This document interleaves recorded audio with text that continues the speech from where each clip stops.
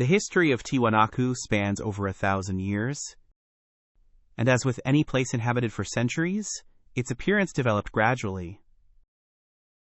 Radiocarbon dating provides the following picture.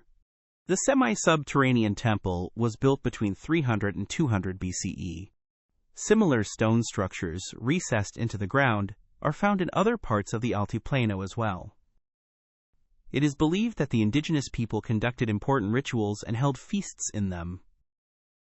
In the 1st century CE, the construction of Kalasasaya began in Tiwanaku.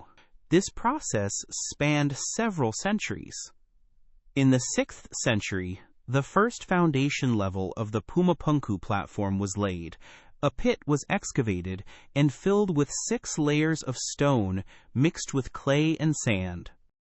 At the end of the 6th and the beginning of the 7th century, part of Kalasasaya was dismantled, and residential buildings to its east were leveled to the ground to make way for the construction of Putuni, Kantatalita, and Akapana. For the same purpose, the Caracalla complex was partially dismantled. At the same time, blocks from Kalasasaya were repurposed for the terraces of Akapana. It is worth noting that these blocks have a parallelepiped shape and smooth surfaces. Due to the characteristics of the local sandstone, the quarrying of blocks often involved simply selecting a suitable stone. Their sizes varied, but they were mostly small enough to be handled by 1 or 2 people. The degree of processing ranged from rough and approximate to well-dressed surfaces. Their main feature was that blocks of this shape and size could be produced far from the construction site in a serial and mass production manner. The standard shape made them interchangeable. No preparation of seating areas for polygonal masonry blocks was required. Fitting, as such, was also unnecessary. Blocks of a somewhat different type were also used. Large, elongated ones, as in Kalasasaya, or squat ones, as in Akapana. Placed vertically, they served as orthostats, with the gaps between them filled with small rectangular blocks. On their side surfaces, occasional recesses can be found, identical to joint profiles. However, these traces cannot be considered systematic, as they are too few. As we can see, the circulation of blocks in Tiwanaku was a common practice. Some structures were dismantled to make room for others, and the blocks from the demolished buildings were reused. Geolocation studies have shown that many structures here were demolished and never rebuilt. This fact partly explains why different wall construction techniques are found in Tiwanaku, and why their combinations are also common. The walls of the semi-subterranean temple in Kalasasaya were made of partially worked blocks laid without meticulous fitting. The retaining walls of Akapana, Putuni, and the outer facing of the Pumapunku terraces consisted of tightly fitted dressed blocks. In Caracalla and the structures atop Akapana, the walls were double-sided, made of freely laid blocks. These differences indicate, among other things, changes in construction technology over time. Possible reasons include cataclysms such as droughts, floods, conquests, or epidemics, which led to changes in the builders themselves. Equally important, however, were the builders' requirements for the structures and the feasibility of their implementation. When the Incas arrived in Tiwanaku in the 15th century, they built entire residential quarters there. They invested considerable effort in the reconstruction of Akapana and Pumapunku. In fact, they found the city in a state of abandonment, which is why they named it Tiwanaku, the Dead City. Layers dating to their rule contain remains of adobe walls, straw roofs, and buildings constructed from reused blocks.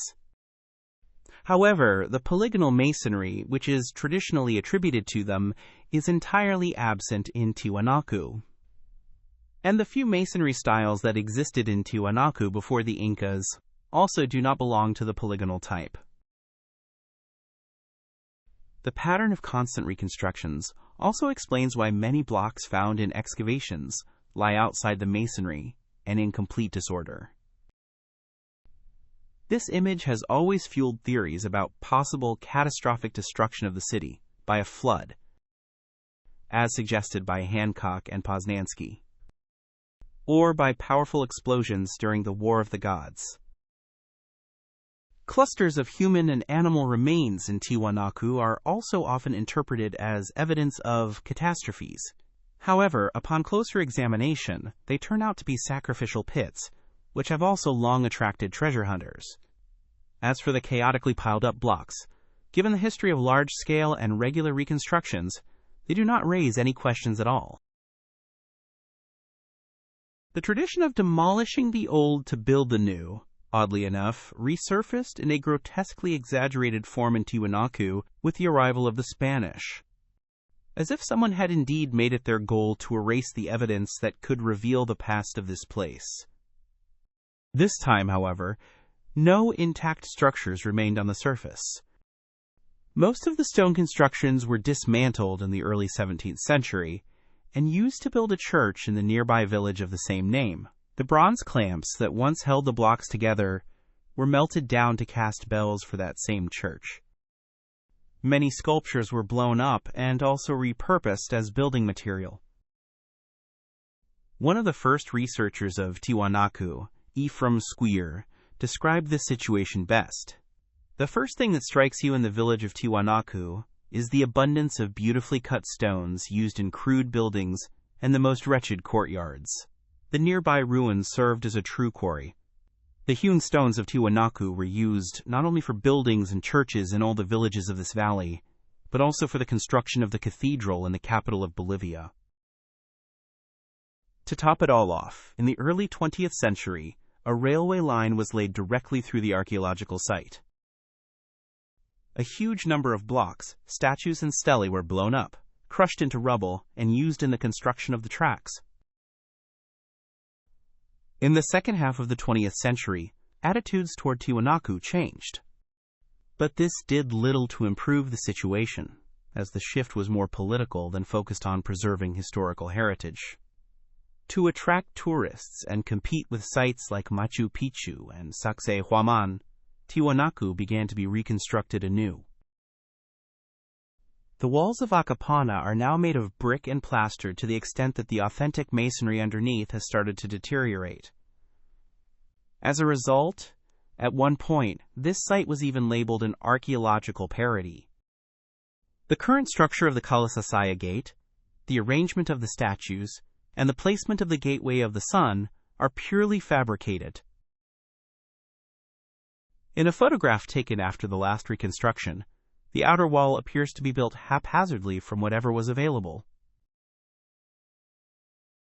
It includes very old stones that once belonged to other structures, modern bricks, and even outright debris, showing that the tradition has persisted. Most of the stone heads in the wall of the semi-subterranean temple are not originals, but more or less accurate copies. The floor has been replaced with a thick concrete slab, sealing off everything beneath it, including the bases of the stelae that once stood there. As a result of all these reconstructions, both in ancient times and in more recent history, many pieces of evidence that could have helped reconstruct the details of Tiwanaku's past have disappeared. Now, one can only speculate on what it might have looked like. With no evidence, there are also no descriptions of many important elements that could have defined the appearance and structural features of the buildings. For instance, there is no information on how the walls of the buildings were crowned. Even more uncertain is whether such details varied over time. Slightly more is known about the roofs in the later period. Chroniclers mention the following. The roof of the hall looks like straw from the outside, though it is made of stone. They worked and cut the stone so that it resembled a straw covering. Indeed, stone slabs with patterns resembling bundles of reeds are found among the scattered blocks. In the constant cycles of rebuilding, the earliest structure, the one everything must have started with, was lost. As a kind of clue about the distant past, the old name of this place, TITICACA, can be interpreted. It means stone in the center, which resonates with other stories known not only in South America, stories about how similar architectural complexes originated. In these traditions, a rock outcrop serves as the fundamental and structuring element around which other structures are built. Some conclusions can still be drawn about the geometry of the stone constructions. Rectangular orthogonal shapes dominate in Tiwanaku over any other forms. This applies both to the buildings themselves and to the elements they were made of. All structures exhibit strict bilateral symmetry. In most cases, its axis follows an east-west direction. The exception is the semi-subterranean temple, which has a north-south symmetry axis. Due to this orientation, it is often claimed that it is related to special astronomical knowledge possessed by the Tiwanakans. However, this alignment is not as precise as it is sometimes made out to be. Deviations of 3 to 4 and even up to 10 degrees are common. Moreover, observing the movement of the sun across the sky can hardly be considered special knowledge. Other, more practical considerations, such as lighting conditions or prevailing wind directions, could have also influenced construction choices. A completely different matter is the knowledge and capabilities without which such construction would have been impossible. Those who directed the work in Tiwanaku must have had sufficient authority and resources to gather the necessary workforce for quarrying, transporting, and processing stone, as well as for the actual construction. At the same time, they had to ensure that workers were provided with everything they needed. Appropriate knowledge was also essential. Mathematical knowledge for measurements, understanding of geometry, geodetic methods that allowed them to create right angles and maintain straight walls and their foundations over large areas. By all indications, this was not an easy or simple task for the Tiwanakans. Measurements of the semi-subterranean temple, for example, show that all its walls have different lengths.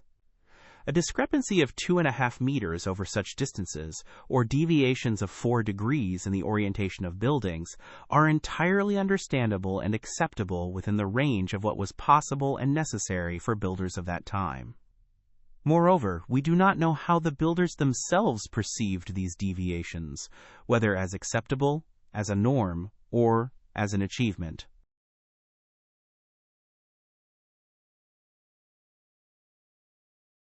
The history of transformations fully applies to Pumapunku as well, and it deserves to be examined in more detail. This complex consists of 2 parts. A terraced artificial mound, 6 meters high. 3 terraces are reinforced with retaining walls with buttresses.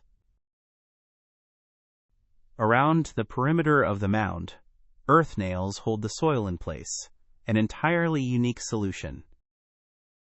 On the eastern side of this platform lie the remains of another part of the complex, fragments of some stone structure, about 150 blocks of gray andesite, massive sandstone slabs which are believed to have served as the foundation for this structure. The sandstone slabs have been repeatedly moved in historical times. Quite recently, for example, they were leveled, some were shifted, and stones were placed underneath them. What made up the walls of the structure can hardly be called blocks. These are rather intricately shaped pieces, belonging to the same category as the model stone in Kantatalita, part of the eastern wall in Putuni, and many gates, including those in Kalasasaya. There are both smaller and larger versions. Some of them were made as if copied precisely, but otherwise, they remain replicas of each other. Some were even made as mirror images. The most well-known among them are the so-called H-blocks. Someone accurately noted that constructing with them must have resembled building with Lego. Essentially, it was an assembly of a structure from pre-prepared groups of identical elements. Moreover, these elements were interchangeable within the same group. Everything here, the blocks, their configuration details, and the construction itself, was meticulously designed down to the smallest detail. Pre-made tenons, grooves, and pegs on the blocks were used to position and connect them correctly. As a result, the entire structure was intended to be a single, unified construction. And this aspect, the integrity of the structure, determined by the entire technological sequence of its preparation, is strongly reminiscent of what we see in polygonal masonry. Reminiscent, despite the vastly different methods of achieving it. Considering that many blocks weigh over 600 kilograms, assembling the wall must have been a technically complex and highly precise process. A single incorrect movement could have ruined all the effort, as andesite blocks are prone to chipping, especially at their edges. And given the exceptional care with which they were made, such damage was unlikely to be part of the builder's plans. The quality of the surfaces is a separate and one of the most complex issues concerning the andesite blocks. For several centuries, it has been described as incredible, and the question of how and with what tools this was achieved remains a topic of debate. Both large and small surfaces on these blocks are impeccably leveled. Achieving such precision through pounding is impossible. On large surfaces, shallow depressions would inevitably form, which could not be removed by polishing without altering the overall parameters of the block itself. Jean-Pierre Protzen and Stella Nair, who conducted a series of experiments, established that simple tools could indeed produce precise internal and external angles, as well as small, well-leveled exposed surfaces. The process depends on the craftsmanship of the stonemasons and the choice of tools: stone hammers, chisels, and grinding stones. However, they were unable to replicate the creation of absolutely flat surfaces over large areas. Certain nuances also emerge in the creation of small surfaces. Protzen, for instance, describes the small Andean cross, carved as a recessed feature within a larger cross, noting, "The dimensions of all such elements do not vary by more than 1 millimeter from block to block, and all the angles, both external and internal, are perfectly precise. The inner surfaces are polished, yet there is clearly not enough space for effective polishing, nor are there any traces of impact." Regarding the quality of the surfaces, another question arises from a slightly different perspective. From both a technical and an aesthetic standpoint, it can only be described as excessive. But whether this level of refinement was intentionally pursued or was merely a byproduct of the block-making process remains unknown. Another observation by Protzen, however, may suggest the latter. Field analysis showed that the finished surface appeared flat, even at intermediate stages throughout the carving process. This is a significant remark. Essentially, it suggests that the surfaces were formed in their final shape in a single pass, rather than through multiple stages, as is commonly assumed, with initial rough shaping followed by polishing. The platforms that were meant to serve as the foundation for the structure exhibit an entirely different level of craftsmanship. They consist of individual sandstone slabs that vary in size and shape. Even the quality of the material and the execution differ. Some of them appear to be fragments of an ancient structure whose original form and purpose can never be determined. The rest of the platform is composed of thinner slabs whose shapes were modified to fit their placement, with a finishing quality comparable to that of standard rectangular blocks. All of these components are held together with clamps. It is known that the Spanish blew up one of the slabs, supposedly to uncover hidden treasures beneath it. For a long time, fragments of this slab remained partially exposed in the trench they had dug. Some of the slabs were also taken at that time to be used in the construction of a church.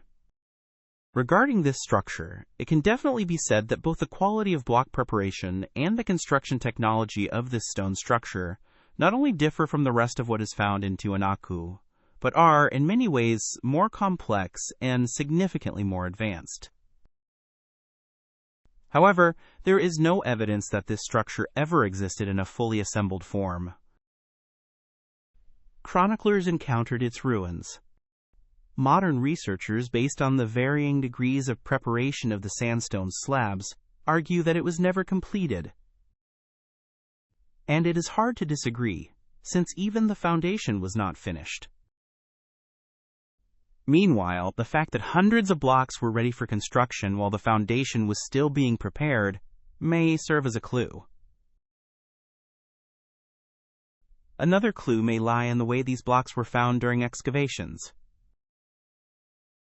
They were not neatly arranged or positioned, but rather scattered haphazardly near the platforms. It is impossible to imagine that those who crafted their surfaces with such precision would have simply dumped them like that. Such handling would have guaranteed damage to the blocks. Clearly, the ones who piled them up this way were not the same as those who originally made them. Whoever handled them later seemed unconcerned with such details. The blocks were acceptable to them even in that state. But this would only be possible if the blocks and other elements were transported chaotically and in different batches, exactly as might happen when moving the components of a dismantled structure to another location. It would certainly be interesting to know where this disassembled Tiwanakan structure originally stood. Was it located elsewhere, or was it here all along, dismantled only to be reassembled later on the terraced mound?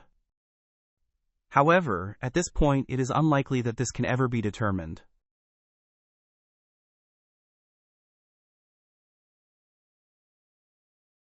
As we can see, two entirely different categories of structures can be distinguished in Tiwanaku. The majority of the buildings are made of rectangular section blocks and fall into three types: sunken courtyards, artificial mounds. A combination of both, artificial mounds with sunken courtyards at the top. The blocks used for these structures vary in size, and their quality of execution also differs. The production was serial and mass scale. Laying them was not particularly complex. They were simply placed next to each other or used to fill empty spaces between orthostats. Based on this alone, it can be said that the constructions in Tiwanaku are based on principles different from those of polygonal structures. Polygonal structures integrate into the natural environment. The features of the terrain become functional parts of the construction. In contrast, the Tiwanakans created an artificial landscape, using artificial elevations and depressions. In some cases, the natural relief was significantly altered. Such an approach requires a pre-designed plan. And for its implementation, the best solution was the preliminary preparation of elements through mass, serial production. Against this background, the structure at Pumapunku represents an entirely different category of objects. Its andesite blocks exhibit characteristics of an exclusive processing method. They have complex configurations. The surfaces are executed with incredible precision. The way they were joined in masonry is fundamentally different from the method used for rectangular blocks. Similar features are observed in the andesite blocks that make up the outer side of the eastern wall in Putuni. Research indicates that they replaced older sandstone blocks. Andesite blocks are also incorporated into the masonry of the western wall of Akapana. Many of them show signs of secondary processing. Individual andesite blocks can also be found in the masonry of Kalasasaya. Some orthostats here are made of andesite. The famous Gateway of the Sun is also made of andesite. Thus, it becomes apparent that most structures in Tiwanaku built from sandstone include fragments of complex structures and scattered andesite blocks. Some of these blocks bear signs of secondary processing. This suggests that such elements may have originally been part of an andesite structure that once existed in Tiwanaku, but was later dismantled for unknown reasons. This structure, both in appearance and in the quality of material processing, was clearly unlike any other buildings in ancient Tiwanaku. When it was dismantled, the simpler blocks were used in basic masonry. Meanwhile, blocks with complex configurations were seemingly intended for the construction of a special ceremonial building at the upper part of Pumapunku. There have been numerous attempts to model a complete structure from these blocks. Fortunately, the details of their configurations provide some clues. However, only a few have been preserved, and this meticulous work requires a significant degree of imagination. This, in turn, inevitably introduces modern perceptions of what those who might have built such structures in the distant past could have wanted or needed. To the same extent, these models incorporate requirements for parameters and composition, similar to those of our own architectural objects. In other words, they inherently include an important factor: human needs, particularly the correspondence to human physiology. But how well can such a model reflect the form and function of the original structure? How accurate can conclusions about its purpose be based on these reconstructions? If we consider the quality and nature of other constructions in Tiwanaku, it seems unlikely that the same people, using the same methods, could have created such a technically complex stone structure. And if we further take into account technological details, such as the quality of the block surfaces and the difficulty of assembling them without damage, serious doubts arise about both the necessity and the feasibility of such a project being carried out by those who had never built anything like it before. This technological excessiveness makes it necessary to consider the structure at Pumapunku separately from other objects in Tiwanaku, and it places it alongside other structures that share this characteristic: polygonal constructions, sites in Southeast Asia or the Middle East, and finally, the Egyptian pyramids.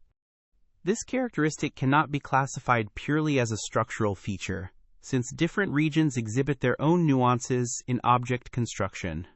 It is rather a functional characteristic. One thing, however, remains certain: any object, even when in a static state, alters its surrounding environment to some extent, causing disturbances and leading to changes in its immediate vicinity. When applied to polygonal structures and the structure at Pumapunku, this means that their very presence influenced their surrounding environment. That is, they created a localized area with altered parameters. And given the structural and other features of these constructions, the changes may not have been merely passive. They could also have involved deliberate adjustments to these parameters, and further, an active influence on the surrounding environment. In other words, this may have involved the tuning and maintenance of environmental parameters in a specific location, in a controlled mode. A mode which, as we assume, ensured the active state of a contact point between different locations.